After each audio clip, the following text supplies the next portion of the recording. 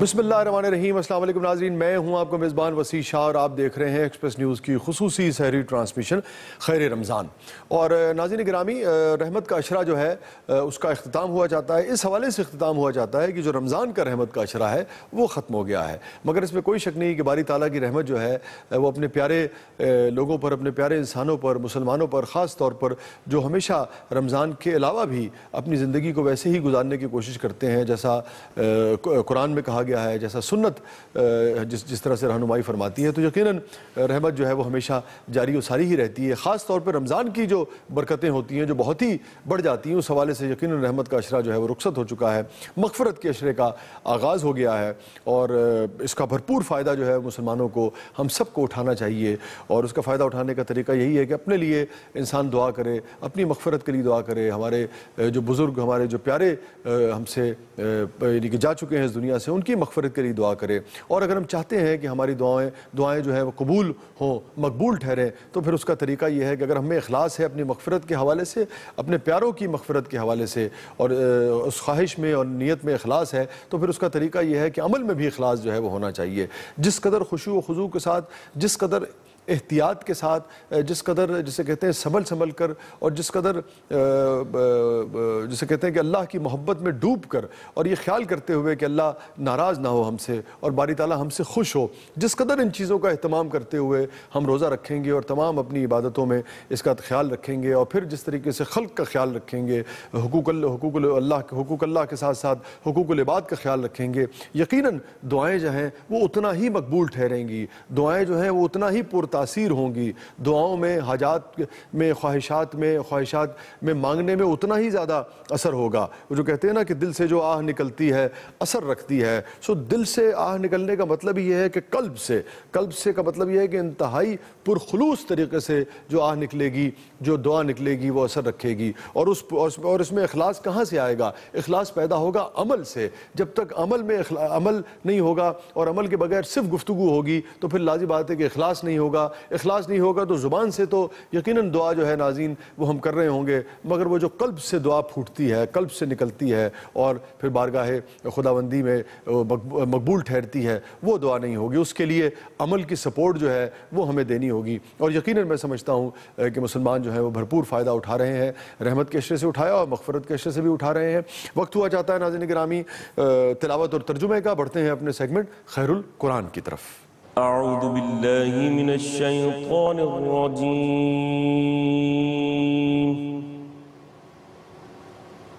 بسم اللہ الرحمن الرحیم،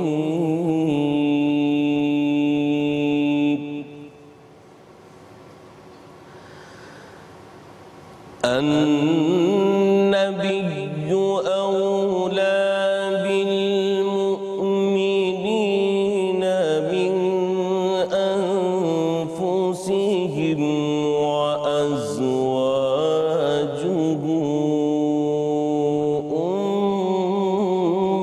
امهاتهم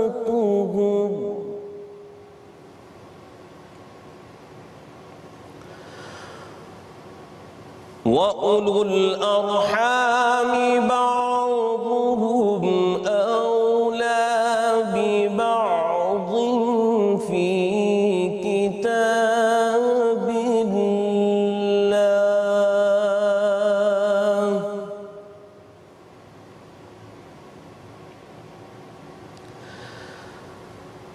بَعْضُهُمْ أَوْلَىٰ بِبَعْضٍ فِي كِتَابِ اللَّهِ مِنَ الْمُؤْمِنِينَ وَالْمُهَاجِرِينَ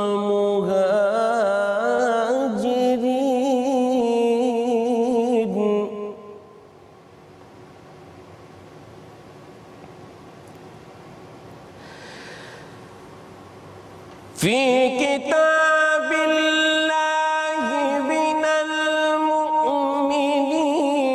وَالْمُهَاجِرِينَ إِلَّا أَن تَفْعَلُوا إِلَىٰ أَوْلِيَائِكُم مَّعْرُوفًا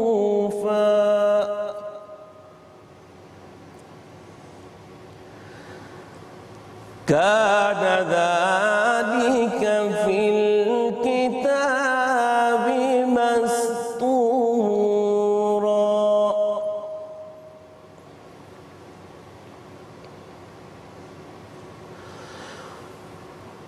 وإذ أخذنا من النبيين ميثاقهم ومنك ومن نوح وإبراهيم وموسى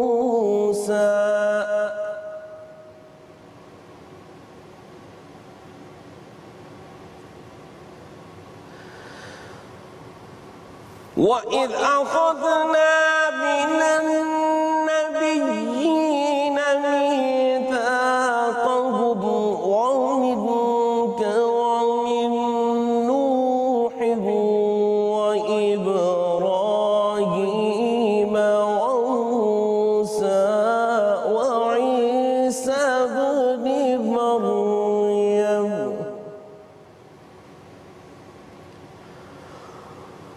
وأخذنا منهم ميثاقا غليظا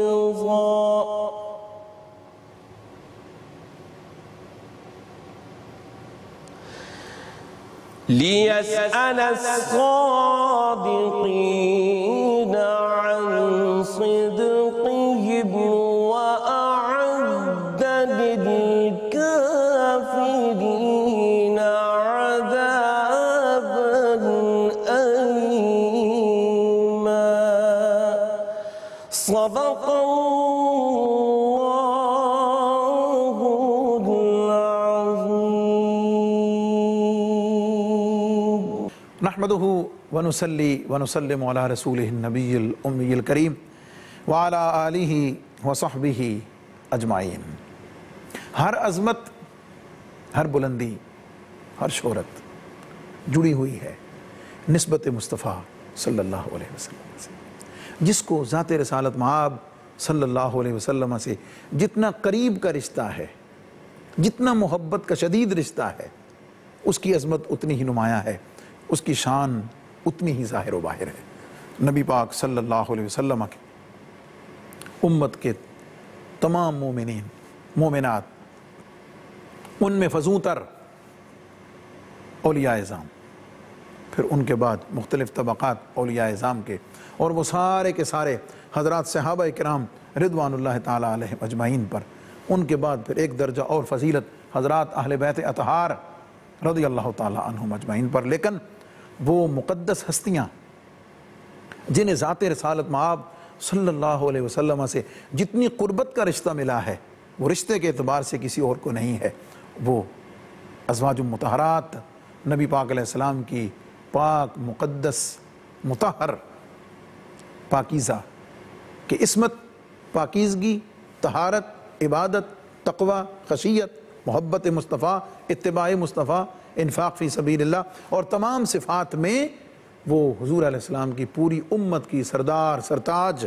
نمونہ اور قابل تقلید ہستیاں ٹھہرتی ہیں، اور وہ ہیں نبی پاک علیہ السلام کی ازواج مطہرات۔ امت مصطفیٰ صلی اللہ علیہ وسلم حضرت ام المومنین سیدہ خدیجہ الکبریٰ رضی اللہ تعالیٰ عنہا سے ہے، جن حالات میں حضور علیہ السلام کی بارگاہ میں آپ کی زوجیت میں آئیں، اور پھر زوجیت میں آنے کے بعد نبی پاک علیہ السلام کی خدمت، حضور علیہ السلام کی حوصلہ بندی، اور پھر آپ کے ذریعے سے حضور علیہ السلام کی ساری اولاد پاک، اور پھر آگے پھر سیدہ نساء العالمین سیدہ فاطمہ الزہرا رضی اللہ تعالی عنہا کے ذریعے نبی پاک علیہ السلام کی تمام آل پاک، آل اطہار تک جاری ہو جانا، وہ عظمتیں، وہ فضیلتیں، وہ برکتیں، وہ حضور علیہ السلام کی امت کی تمام عورتوں کے لیے، تمام بیٹیوں کے لیے، تمام مومنات کے لیے اول و آخر اسوہ نمونہ نبی پاک علیہ السلام کی بنات، حضور علیہ السلام کے ازواج، اور خاص طور پر سیدہ خدیجہ الکبریٰ رضی اللہ تعالی عنہا ہیں۔ اس خیر کو حاصل کرنے کے لیے کھولیں ذرا ان مقدس ہستیوں کی زندگیوں کے اوراق کو، اور ایمان، تقوی، طہارت، پرہیزگاری، خدمت عبادت و ریاضت خشیت الہی کے ان خیر کے دروازوں کو کشادہ کیجیے جن دروازوں کو ان پاک ہستیوں نے کشادہ کیا ہے۔ اللہ تعالی ہم سب کو عمل کی توفیق عطا فرمائے۔ والسلام علیکم ورحمۃ اللہ وبرکاتہ۔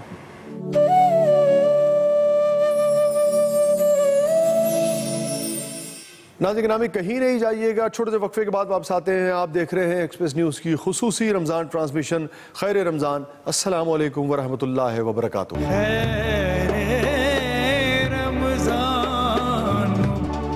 ناظرین گرامی پروگرام میں ایک دفعہ پھر حاضر خدمت ہے اور وقت ہوا چاہتا ہے ہمارے سیگمنٹ خیر الورا کے نام کا۔ نعت رسول مقبول صلی اللہ علیہ وآلہ وسلم کی طرف بڑھتے ہیں خیر الورا کے نام۔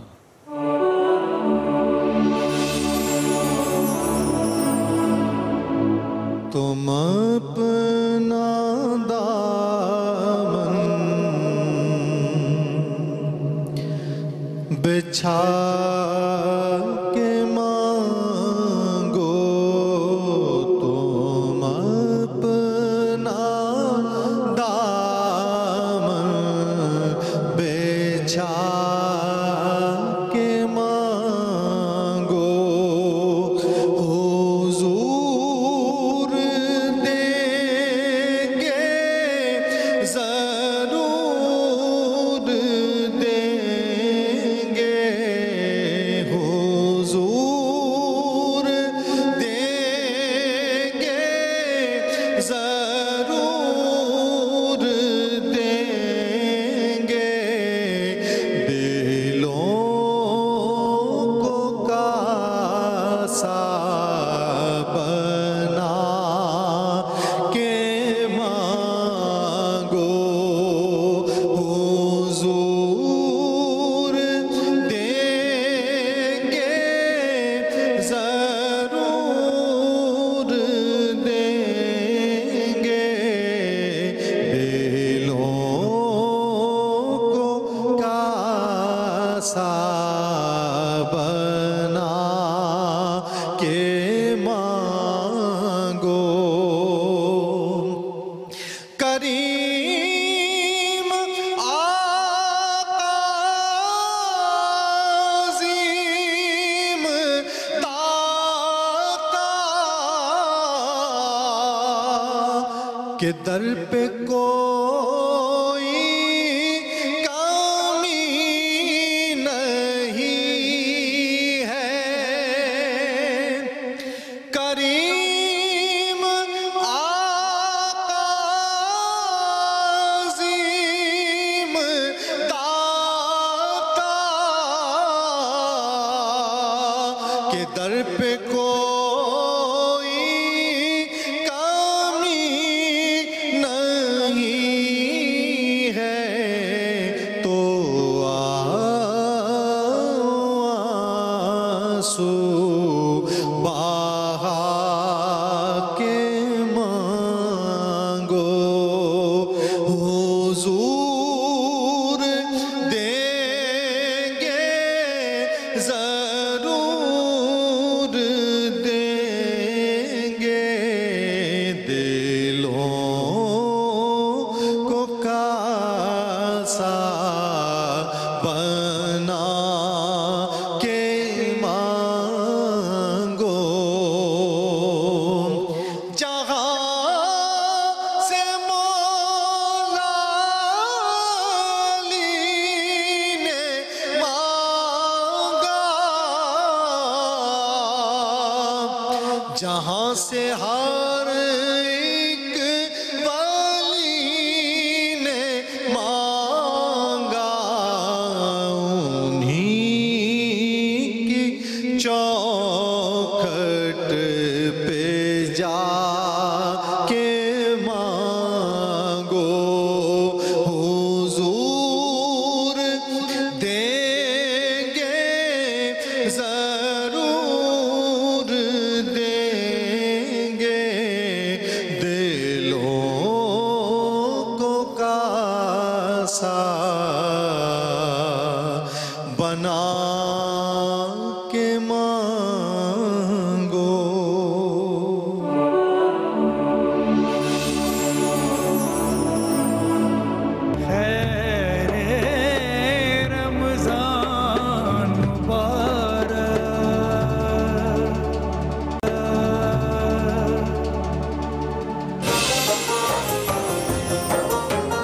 खुशामदीद नाज़रीन, शुरू में मुनाफिकों का जिक्र हुआ, फिर जानिसारों का जिक्र हुआ। ये अल्लाह ने बताया कि मुनाफिक कौन है, जानिसार कौन है, मुनाफिक के लिए अल्लाह का क्या ऐलान है, जानिसार के लिए अल्लाह का क्या ऐलान है। अब यहाँ पर तारीख़ में जब भी बात होती है इस्लाम को नुकसान पहुँचाने की, कुरान को नुकसान पहुँचाने की, मोहम्मद अरबी सल्लल्लाहु अलैहि वसल्लम की दावत को नुकसान पहुँचाने की, तो मस्जिद ज़िरार की बात होती है। वल्लज़ीन इत्तख़ज़ू मस्जिदन ज़िरारन व कुफ़रन व तफ़रीक़न बैनल मुअमिनीन व इरसादन लिमन हारबल्लाह व रसूलहू मिन क़ब्ल व ला यहलिफ़ुन्न इन अरदना इल्लल हुस्ना वल्लाहु यशहदु इन्नहुम लकाज़िमून। अल्लाह जिक्र कर रहे हैं कि मुनाफिकों का, कि ये जो मुनाफिक हैं इन्होंने एक मस्जिद ज़िरार बनाई है, इसका मकसद इस्लाम को नुकसान पहुँचाना है, इसका मकसद मुसलमानों की वहदत को नुकसान पहुँचाना है, इसका मकसद मुसलमानों में तफरका डालना है। ये आपके सामने कसमें खाएंगे कि नहीं नहीं, हमारे इरादे तो बड़े अच्छे हैं, हमारे इरादे तो बड़े नेक हैं, हम तो ये चाहते हैं कि जनाब लोग ज़्यादा नमाजी हो जाएं, मस्जिद नबवी छोटी है, ये हमने दूसरी मस्जिद इसलिए इख्तियार की, वो दूर है। मुख्तलिफ हीले बहाने ये इख्तियार करके आपको कायल करने की कोशिश करेंगे। वला यहलिफुन्ना इन अरदना इल्लल हुस्ना वल्लाहु यशहदु इन्नहुम लकाज़िबून। लेकिन है मेरे प्यारे पैगंबर, गवाह रहिए, जान लीजिए कि ये झूठे हैं, ये मुसलमानों को नुकसान पहुंचाते हैं। इसलिए आज भी हमें एहतियात करने की ज़रूरत है कि कोई इस्लाम के नाम पर, कोई दीन के नाम पर, कोई मस्जिद के नाम पर, मेहराब मिंबर के नाम पर अगर कोई शख्स ऐसा काम कर रहा हो जो मुसलमानों के इज्तिमाई मफाद के ख़िलाफ़ हो, जो कुरान और सुन्नत की तालीमात के ख़िलाफ़ हो, जो मुसलमानों में तफ़रक़ा डालने वाला हो, वो जितनी भी कस्में खाए, जितनी भी गवाहियाँ दे दे, याद रखना चाहिए कि जो इस्लाम के मफाद के ख़िलाफ़ है, जो कुरान और सुन्नत की तालीमात के ख़िलाफ़ है, वो कभी इस्लाम के फ़ायदे में नहीं हो सकता। और वो मस्जिद ज़िरार बनाना, ऐसी मस्जिद ज़िरार को गिराना अल्लाह का हुक्म है। अब यहाँ पर अल्लाह ने हुक्म दे दिया, ला तकुम फीही अबदा लमस्जिदुन उस्सिसा अला तक़वा मिन अव्वल यौमिन अहक्कु अन तक़ूम फी। इसमें कभी खड़े ना होना। इस पर ये जो मस्जिद का नाम दे रहे हैं इस जगह को, ये मस्जिद नहीं है, ये तफ़रक़े की जगह है, ये मस्जिद नहीं है, ये मुसलमानों को लड़ाने की जगह है, ये मस्जिद नहीं है, ये मुसलमानों के दरमियान नफ़रत डालने की जगह है। इसके मुकाबले में जो तक़वे वाली मस्जिद है, जो तक़वे वाली मस्जिद है, जो अल्लाह के लिए बनाई गई है, जिसका मकसूद अल्लाह की रज़ा है, उस मस्जिद को इख्तियार करना है। अफ़मन उस्सिसा बुनियानहु अला तक़वा मिनल्लाहि व रिज़वानिन खैरुन अम्मन अस्ससा बुनियानहु अला शफ़ा जुरुफिन हारिन फनहार बिही फ़ी नारि जहन्नम। फिर अल्लाह ताला कह रहे हैं, ईमान वालों की सिफ़ात का जिक्र कर रहे हैं, इन्नल्लाह अश्तरा मिनल मुअमिनीना अनफुसहुम व अम्वालहुम बिअन्न लहुमुल जन्नह। और अल्लाह ने खरीद ली है मोमिनों से उनकी जान और माल। अल्लाह ने खरीद लिया है। ला इलाहा इल्लल्लाह मुहम्मदुर रसूलुल्लाह पढ़ के मोमिन ने अपनी जान, अपना माल, अपनी इज्जत, अपनी आबरू अपने अल्लाह के सुपुर्द कर दी है। अल्लाह कह रहे हैं, ये कौन है? बिअन्न लहुमुल जन्ना युकातिलून फी सबीलिल्लाह फयक्तुलून व युक्तलून। वो अल्लाह के रास्ते में लड़ते हैं, शहीद होते भी हैं, कत्ल करते भी हैं, कत्ल होते भी हैं। वो बहाने नहीं तराशते, वो बहाने नहीं तराशते। वो अल्लाह के रास्ते में शहीद होते हैं, कत्ल करते हैं, कत्ल होते हैं। वादन अलैहि हक्कन फित तौरात वल इंजील। और अल्लाह ने वादा किया हुआ है, ये वादा हो चुका है अल्लाह की तरफ से। ये कुरान में भी है, इंजील में भी है और तौरात में भी है। वमन औफा बिअहदिही मिनल्लाह। और अल्लाह से ज़्यादा कौन है वादों को पूरा करने वाला? अल्लाह तबारक व तआला ने यहाँ बताया कि मेरे बंदों की खासियत क्या है।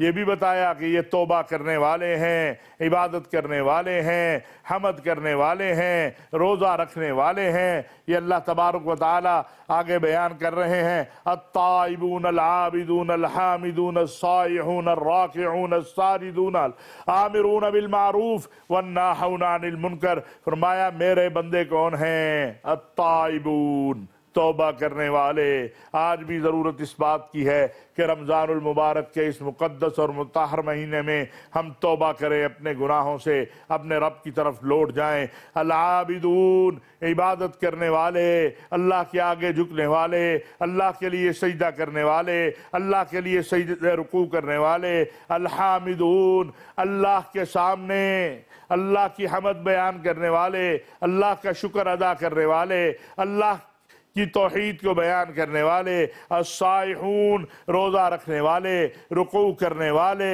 سجدہ کرنے والے، امر بالمعروف اور نہی عن المنکر کا حکم دینے والے، اور جو اللہ نے حد بندی کر دی ہے اس کی حفاظت کرنے والے۔